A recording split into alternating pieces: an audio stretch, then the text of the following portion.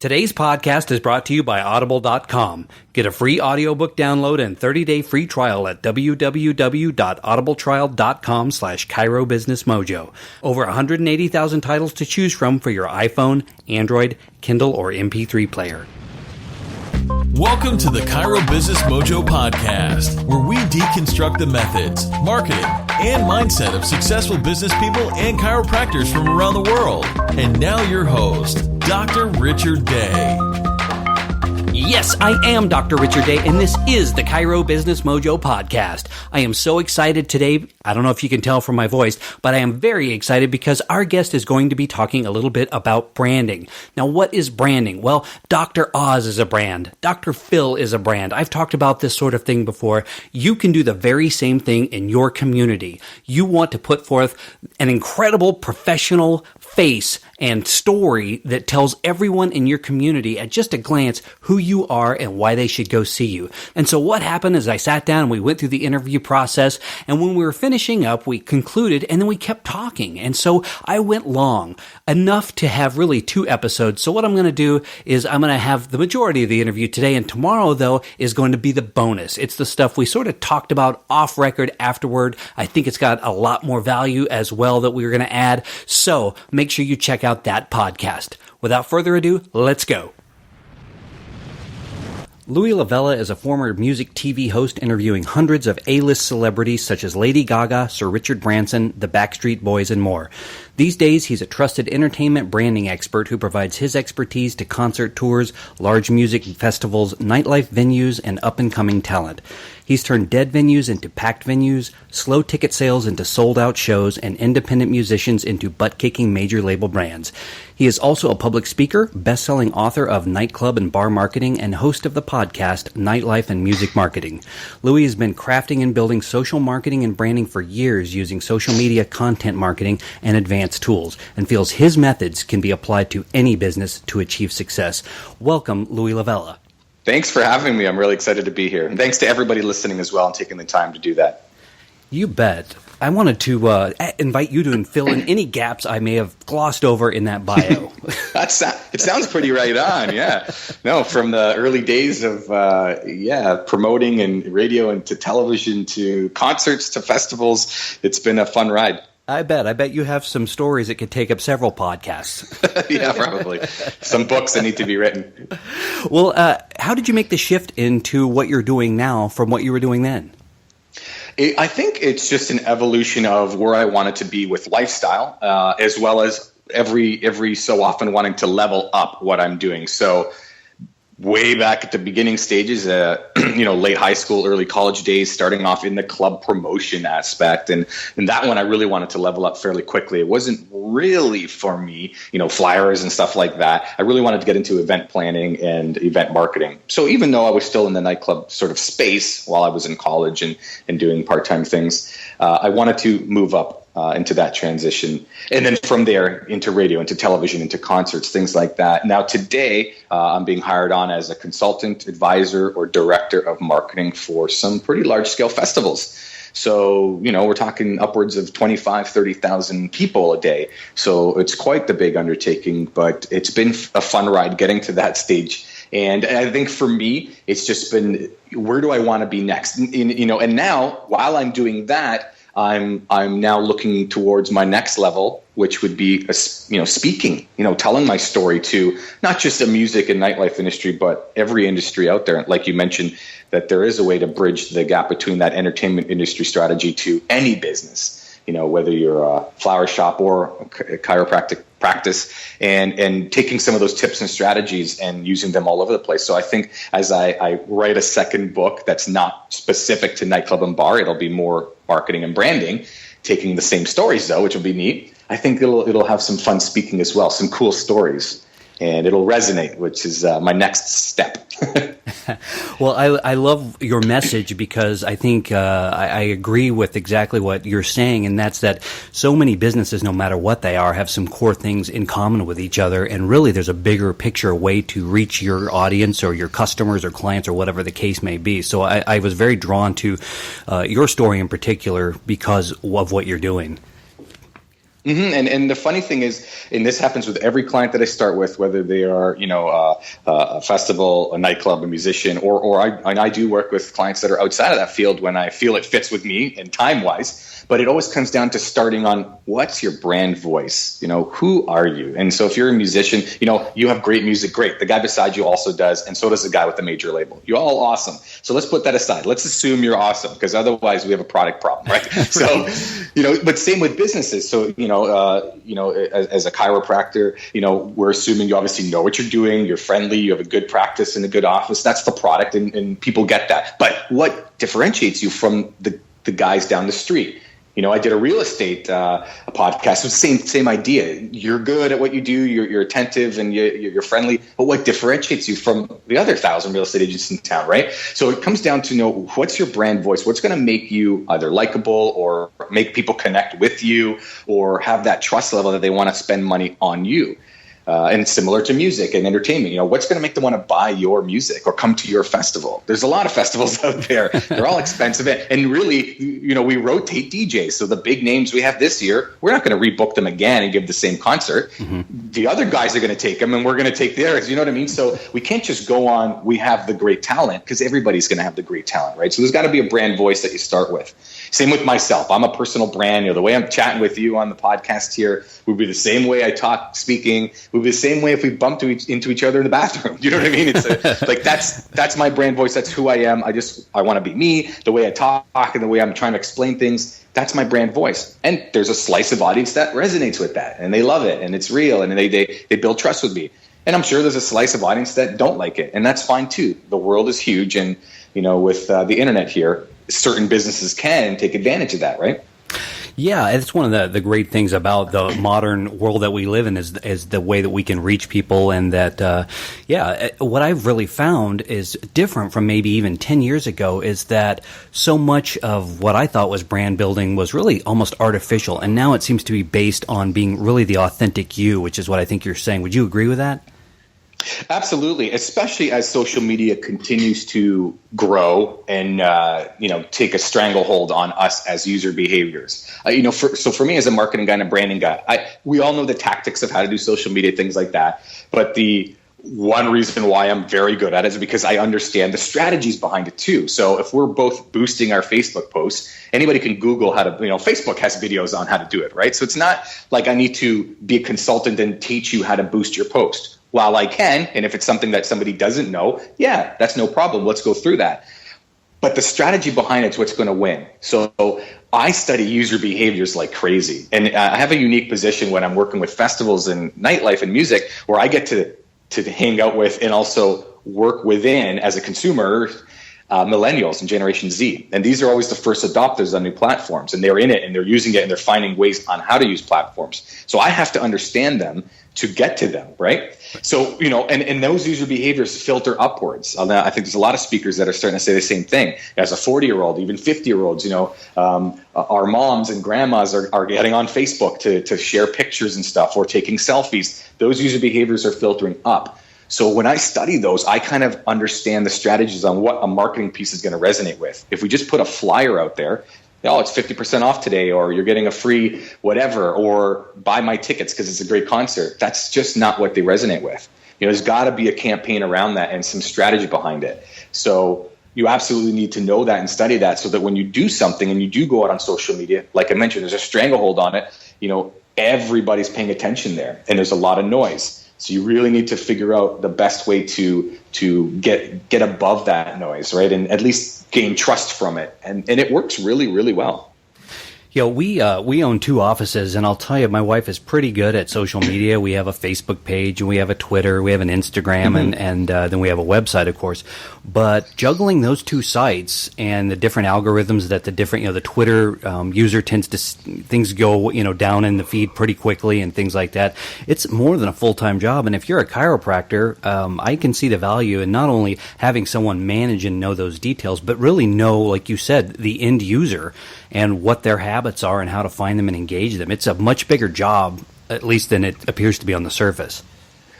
Yeah, that's absolutely right, especially nowadays. And I think even in the last few years, that has started to become very, very true, where your wife knows social media well, she posts and stuff, but you're right, that's a sliver of time that's growing, to gain her attention, to be able to do it properly. So she's going to eventually just post out there to get content out, and social media is really meant for two-way engagement. So you're going to find eventually the best success is when she's sitting there engaging and having Twitter conversations and answering questions a lot, but then she's finding, wow, I'm doing this all day long, right? So there was something to be said for years ago when we needed to do marketing and we would write checks to radio or print and we would get ads out there and business would come in. We would spend some money marketing.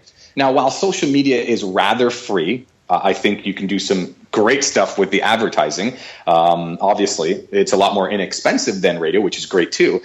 There's that budget that we used to have that we sort of shrunk sometimes. I know a lot of businesses have shrunk their budgets thinking, great, well, my wife, my girlfriend, my daughter, whatever it is that knows social media well, or my bartender if it's a nightclub, they'll just handle social media. They're doing it all the time. They're great at it, and they are. But then they're finding this is a full-time job. Either this needs to be my job, or we need to spend the budget we would have spent on radio before having a professional literally take care of this on a daily basis, because that's really when it works. When I'm working with a festival, it is like an all day, sometimes all night. You're getting questions from people in that business. Sometimes people are up at 2 a.m, a millennial, and ask a question about a ticket. And, I'm usually up till the late hours anyway, so I will answer those questions, and they love it.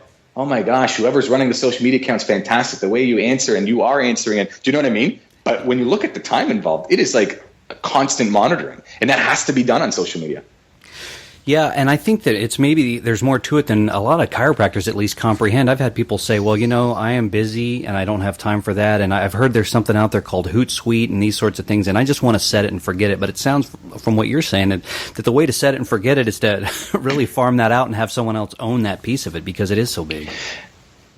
Yeah, I have used the Hootsuites and the Buffer apps and things like that, and they're great for scheduling and automation. The danger and the problem and the reason why I don't use them right now is because when you set it and forget it, you're back into the old advertising mentality of I'm going to push out content or offers and leave it out there for people to see and come in and take action. And that's not how social media is working. They want to respond and they want engagement and they want little mini conversations. When you put it on a Hootsuite or Buffer and say, okay, Friday at 11 a.m., this post is going to go out to my following, that is not really going to work for you anymore. It'll get out there. You'll have some people see it. But I have seen a lot of disasters where a company puts out a post. Actually, funny enough, I saw Hootsuite themselves put out a post. They even boosted their post talking about how great they are. And when I clicked on the comments on Facebook, there were a ton of people saying how great Buffer app was as a competitor and why it's better. Nobody on Hootsuite went there to respond and say, they have these features, but this is why we're better. They literally set it and forget it, and their advertising dollars was going to really advertise Buffer app because the social proof and all their comments were, go check out Buffer app instead. It's cheaper, and these are great features that Hootsuite may not have. Wow. And it's like that is a huge story that everybody should take into account on when you do the set it and forget it. The dangers of that, like you're literally might be advertising for the competition or some negative comments against you you're not taking care of, right? And I see Twitter being terrible for this. A lot of people are just constantly, like every half hour in my feed, pushing out blogs and contents and retweets, and I'm like, one of them, another great story is somebody talked about an automation service. It wasn't a Hootsuite or Buffer. I went on and said, it's really dangerous to do automation because you're not engaging. I got no response. 48 hours later, I went back to that tweet and I said, seeing as you didn't respond in 48 hours, you've just proven my point on how dangerous automation is. And she never even responded to that. And I'm thinking, do you honestly think pushing out a post like that, you're all, magically going to get business for free? Like, you're not even responding to my negative comment to you, and that's a great, little story on the dangers of automation. And yeah, you're right. It takes time to do social media, but that is the world we live in. Much like when everybody was listening to radio and watching TV, and it's like, if we're not going to advertise there, we may not get business. We might just do word of mouth. It may be too slow. If you're not going to advertise in some respect or find a way to market, we may not succeed. Well, that's where we are now. It's just, you're right. People are thinking I don't have time to do it, or I don't get it. I don't need to be on Facebook. It's not part of my business now. And it's no longer like that. That boat has sailed. You know what I mean? Like, Yeah. It's not like, well, let's see how this plays out. Maybe it's a fad. Like, it's not like that at all. You have to be on it in some respects, right? And in some capacity. And there's a lot of platforms, and maybe you only choose a few that fit your audience. You don't have to be on them all, right? I mean, for me, when a festival, these kids are on Snapchat, Instagram, Facebook, Twitter, Musical.ly, Peach, all of these different platforms. And they're asking questions on all of them because they're on all of them. And that's really busy. But, for a chiropractor, you may only need to be on Twitter and Facebook, really. I mean, it depends where you think your audience is.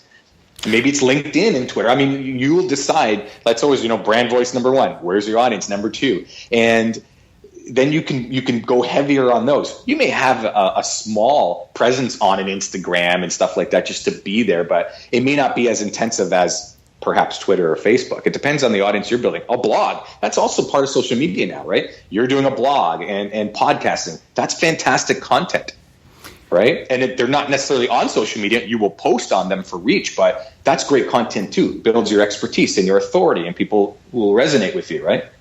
Yeah, and that's part of the intent of what we're wanting to do with the podcast is sort of find the new media avenues, so to speak, to reach more people. And we're new at it, but we're learning as we go. Yeah, and it's a great idea. It's a fantastic piece of content. Well, let me ask you this. I've heard a lot about Facebook Live and that Facebook is really favoring live video, and there's Periscope. Is that something you're getting into now?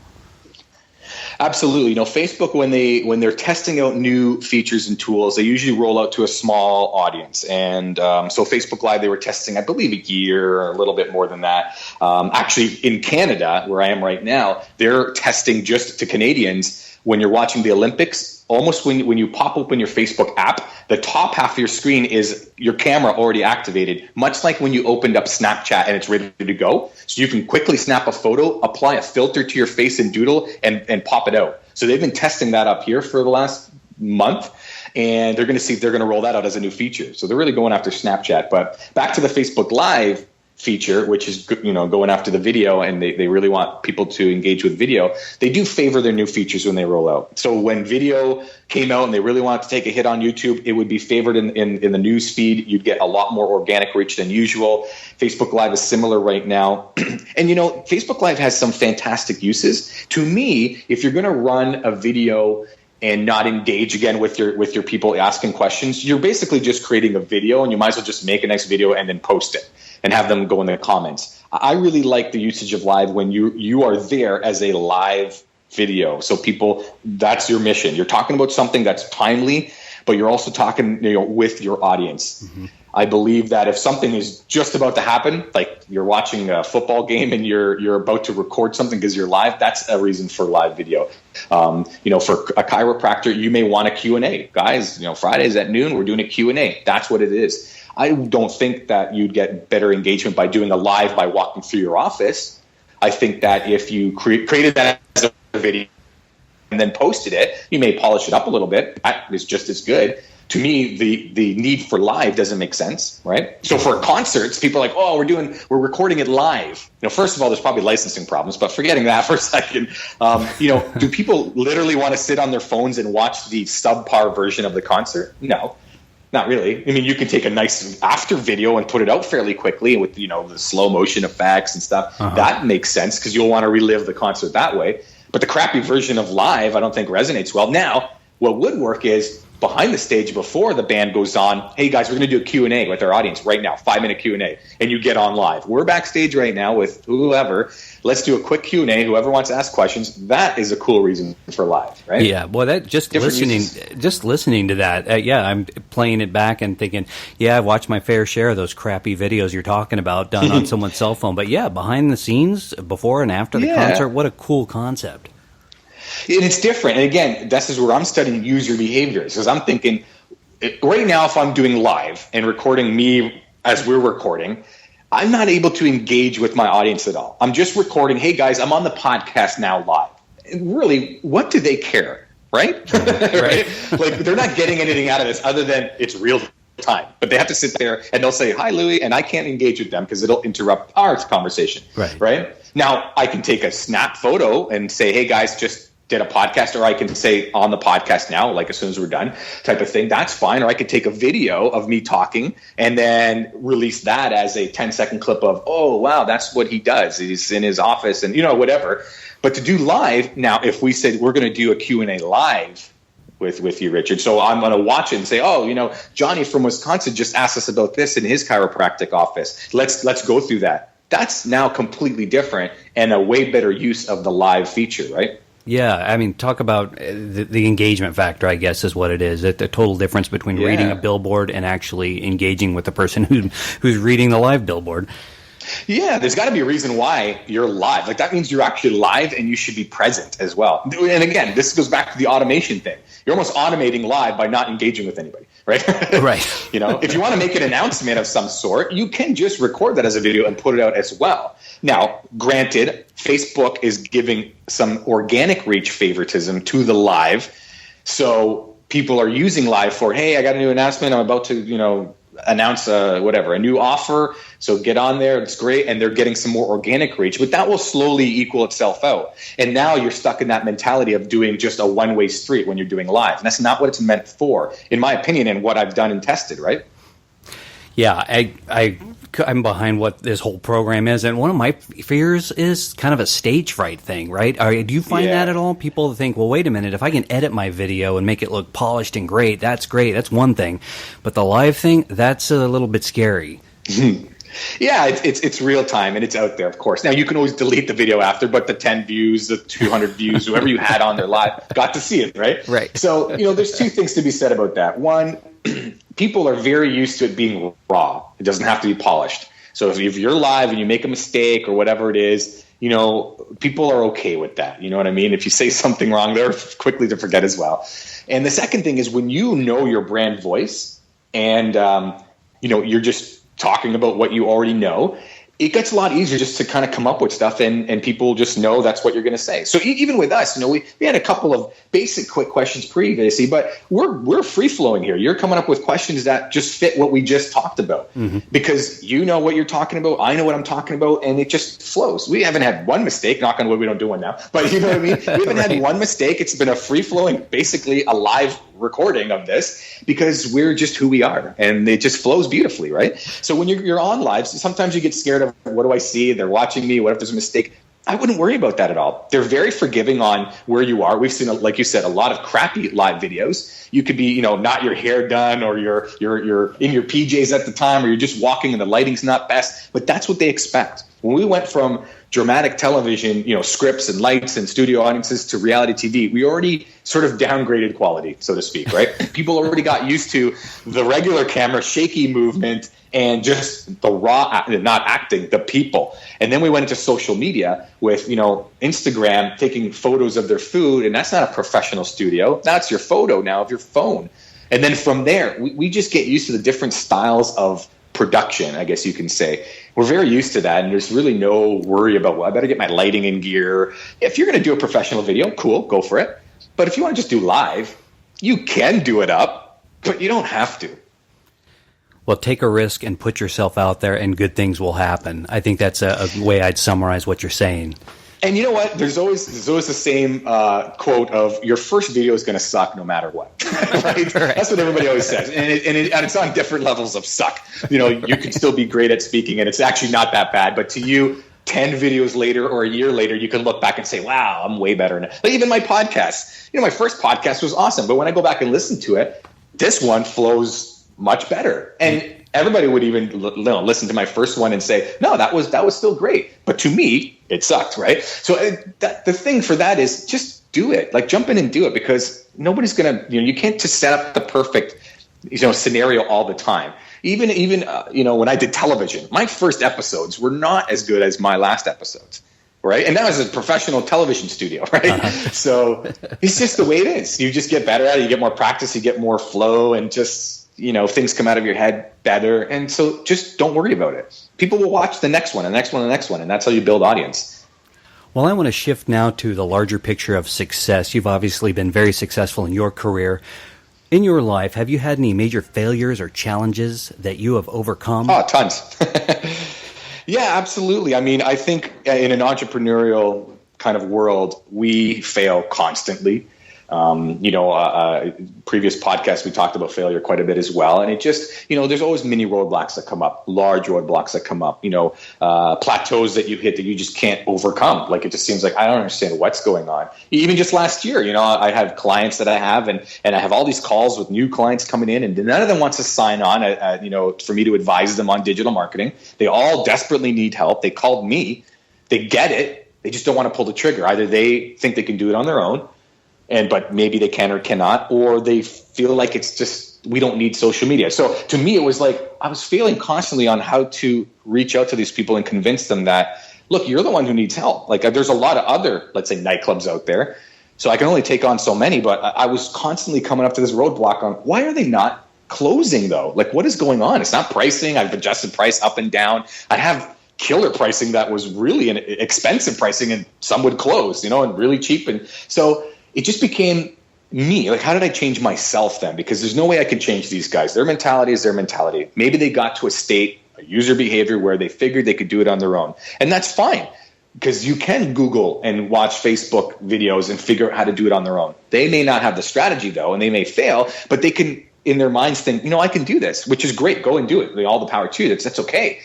But I had to realize that. That was a massive, like, the whole summer was like very frustrating. Like, what? I actually thought I need to get out of music and nightlife for a little bit. I'm like, this sucks for me. Like, I don't get what's going on. I am speaking. I have a book. Like, to me, I thought I have this massive authority in this field. Like, there's no promoters out there that wrote a book. You know what I mean? Right. Like, on a global scale, I'm doing like clients all over the world still, and these new ones just will not crack. I'm thinking I need to get out. Maybe the industry's just gone. You know what I mean? And it wasn't that. It was me just having to tweak my content and the way I'm discussing it. And even some of them tweak the level of client I would take. I won't do bars anymore. The clients I have right now are good friends, and they're fantastic paying clients, and they're really good, and they get it, and they're excited to do things and new things. But there's a lot of new bars that I just will not work with anymore, just because I get their mentality. They want to do it on their own. They're more than welcome to get free advice and look at my blog and all this kind of stuff. So all the power to them, right? Like, to me, I know they're not going to jump on board, so I don't, quote unquote, waste the time anymore, to say that. I had to shift myself, but, there's definitely that failure there, and that's recent failure. And there's just all kinds, there's festivals and concerts that I've done myself personally that just didn't pan out. Ones that didn't pack the room, ones that packed the room, and I still lost money. Like, it happens all the time. But as an entrepreneur, our mindset is to take failure very differently. We don't take them and like crawl in a hole. We really take them and, maybe take frustration and shift it, or we try to quickly learn and go the other way. Like, it's very different to have an entrepreneurial mind, right? Yeah, it is. And what I've heard Silicon Valley entrepreneurs say is the term pivot. They'll learn, they'll reassess, they'll pivot and go another direction and do exactly what you're talking about, overcoming sort of these little micro lessons as they go, so that over maybe a year's time, they are saying something, I don't know, radically different, but enough different to where they were able to make those tweaks and adjustments along the way. So, and the funny thing is, when the question comes up, like, even the podcast an hour before here asked the same question. You must have, sounds like you've had some great success, but what are the failures? And the first thing that comes to my mind as an entrepreneur is none. Do you know what I mean? Meanwhile, I stop and I think, there was a billion failures. Like, today we double booked the podcast. That was an epic fail on my part, right? That was a failure today. But, as an entrepreneur, you create stuff out of thin air as well, right? You create products, you create money out of thin air. So when I get asked that question, it's like, oh man, you must have stumbled. Like, what failures did you have? I'm thinking, my brain first says none of them are failures, right? How do I answer that? But then you actually stop and think, okay, entrepreneur, turn that off for a second. What were the real lessons? Yeah. And then you can kind of dig. But the first thing that comes to my mind is, I didn't have any failures. It was all smooth sailing. I agree. I think part of our mindset is that we just, failure automatically goes away because it's a learning experience, and boom, we're on to the next thing. And that's not an actual failure, even though it is. To us, it's not, which is kind of funny. I get it. Well, let me ask you this. You've obviously got a lot of energy and success in your life. That comes through just talking to you. Do you have any daily habits or rituals or routines that you do every day that help you become successful? I am a big audiobook guy and podcast guy. I love reading books, but since I don't have the time or want to carve out the time to read, I love listening to podcasts or audiobooks. So I do that pretty much daily. Also on YouTube at night while I'm working, I'll put on people's keynotes or, their video podcasts and ingest as much learning as I possibly can. Definitely, that's what I do. I try and do some negative, positive beliefs things every other day if I can, where I'm writing down a negative belief, trying to get rid of that, and the positive belief I want it to be on, and that works well as well. It's just crafting the mindset, right? And that's where we are today. When you talk about failure, it's like, nah, I didn't fail at all, because your mindset's different, and learning is constant. Especially in social media, there's new platforms all the time, and there's new user behaviors. How people used Instagram 6 months ago and last year, it's not how they use it today. So when I teach somebody how to use Instagram a year ago, now it's completely different on what they do with it. And it's not just because Instagram changes its features, but because Snapchat gets bigger. And how they use Snapchat now causes them to change the way they want to use Instagram. You know what I mean? Yeah. Snapchat's private. I've noticed a ton of millennials made their Instagram private accounts, right? Or used to be public. They want to be private now because Snapchat is private. Unless you follow each other, you can't see what I'm doing. That user behavior is in their head. So they go and say, well, I want all the rest of my stuff private now. It's just a user behavior. It's not that Snap or Instagram made privacy all of a sudden. It's always been there. But I can study that, and it changes all the time. Yeah, and I think that's even another reason why someone should hire someone such as yourself, because it is a dynamic, ever-changing. I mean, I can hardly keep up, and it seems like there are new platforms that come out almost every day.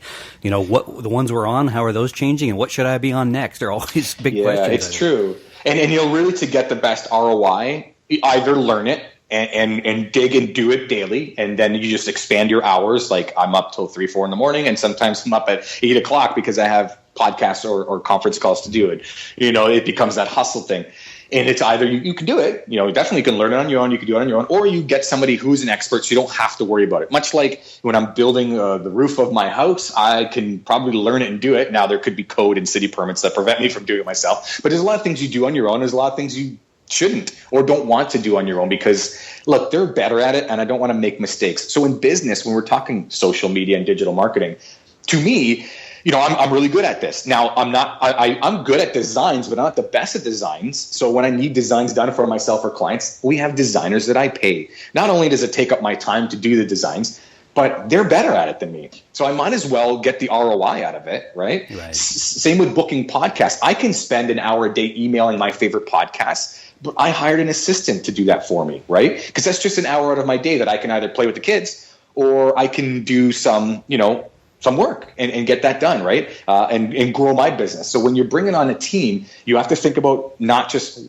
what is this going to cost me, what is this going to make me?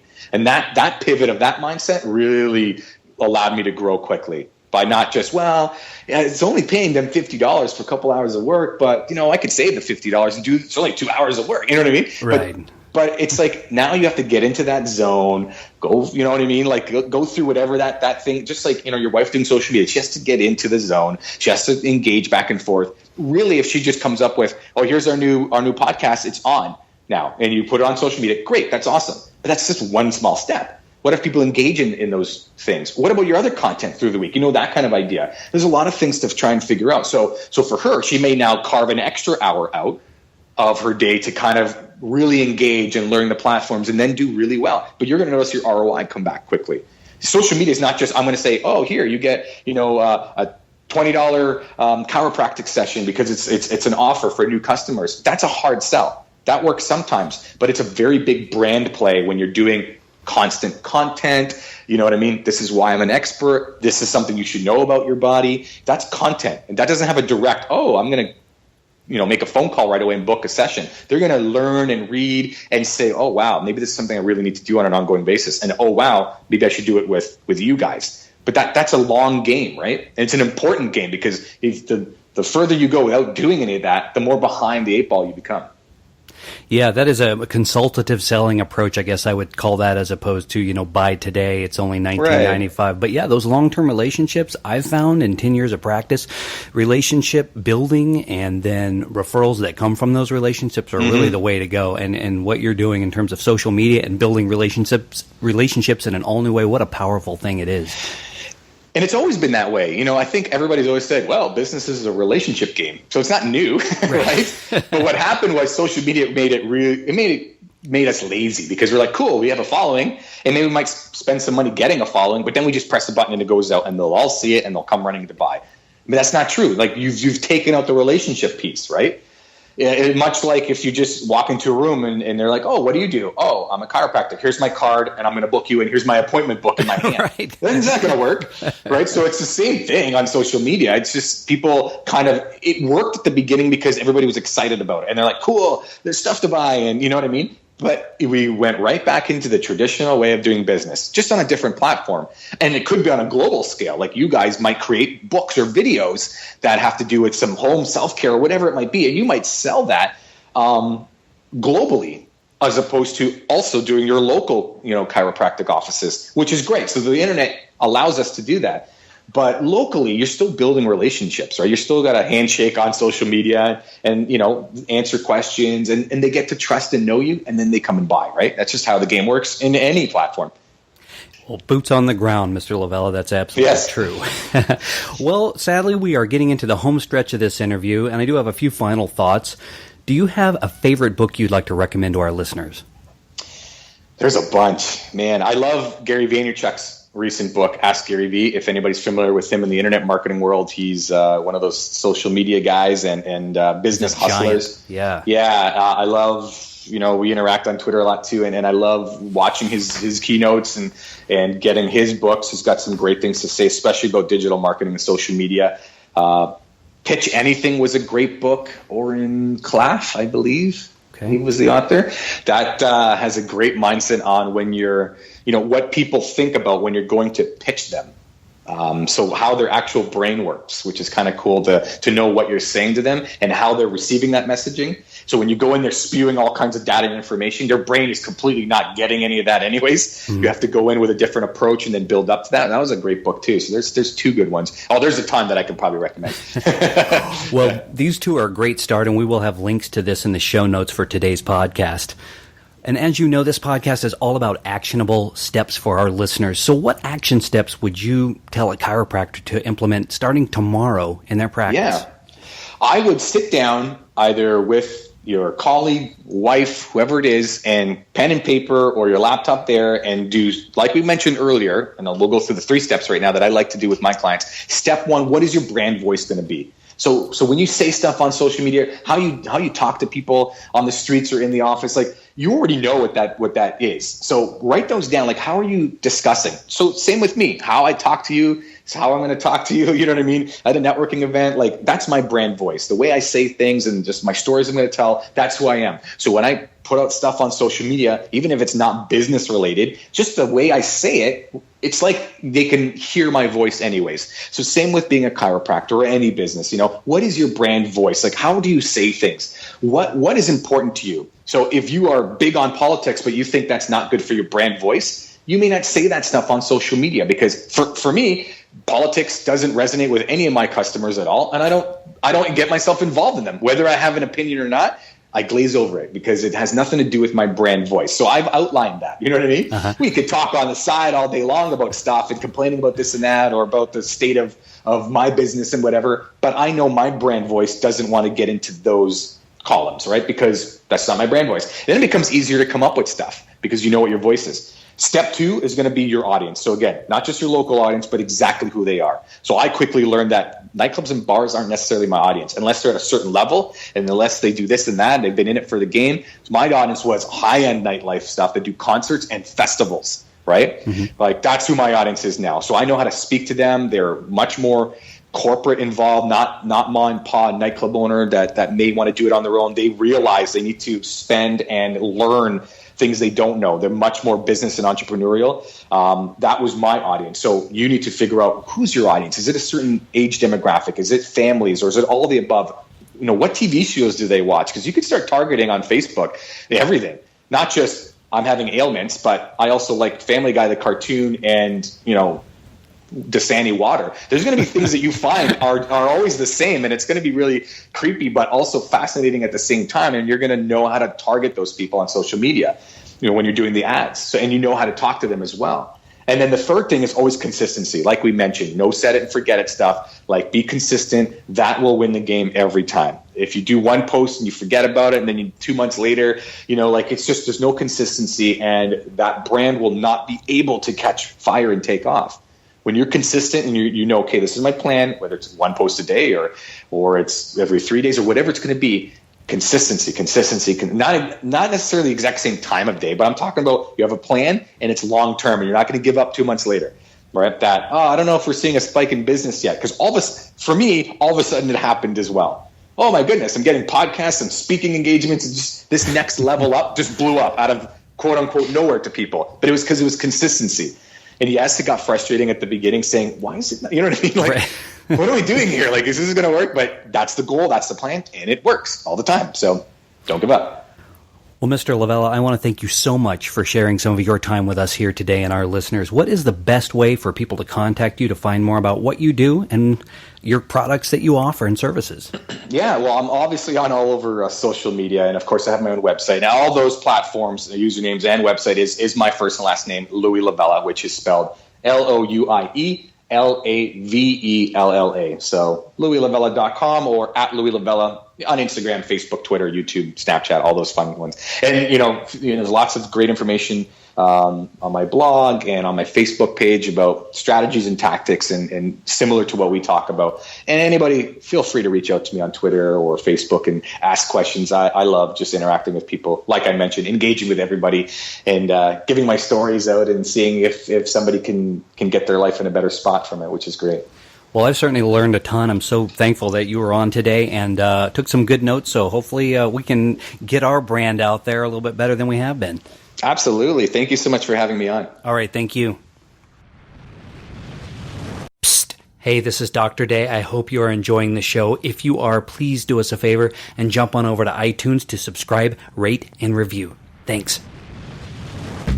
Thanks for listening to the Chiro Business Mojo podcast at www.chirobusinessmojo.com.